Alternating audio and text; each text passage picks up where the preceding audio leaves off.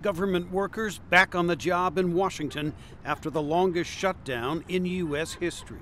The affected agencies reopened after President Trump and opposition Democrats agreed to work toward a compromise on border security. Trump issued a fresh warning on Twitter that any agreement must include funding for a border wall, following up on a vow he made when the shutdown ended last week.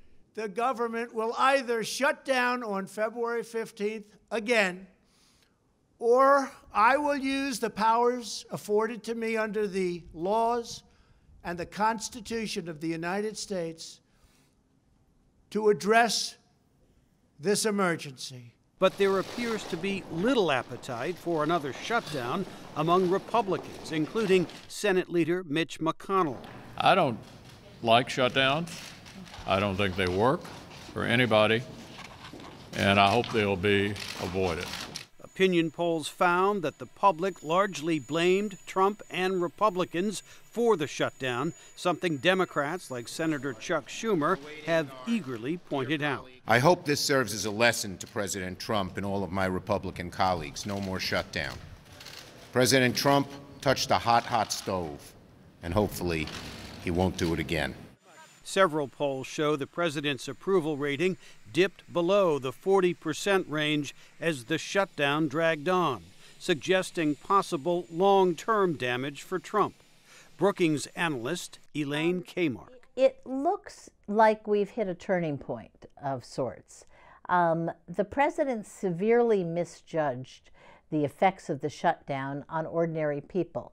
Nobody in that White House really truly understood how important federal government functioning was to the whole American economy. So we're going to do it, and we're doing well. Some Trump supporters hope the president learned a lesson from the shutdown impasse, and they expect him to rebound, including former Governor Chris Christie. He's fearless. I mean, he's fearless in a way that I've seen few people in politics be fearless.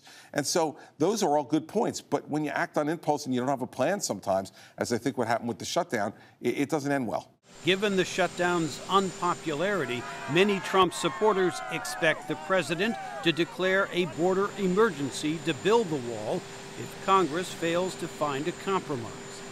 The campaign promise of a wall is just too important, says analyst John Fortier. It was a slogan on the campaign trail. This is something that he doesn't want to be seen as completely capitulating on, and that makes it very tough to compromise. Donald J. Trump. On the other hand, Trump could weaken his own re-election hopes by his singular focus on pleasing his core supporters, says Elaine Kmark. He has not tried in his 2 years in office to expand his base. That's a disaster for a president because inevitably some of your base is going to peel away. Mr. Speaker!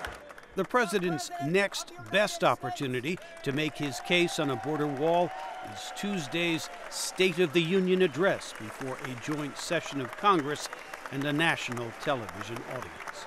Jim Malone, VOA News, Washington.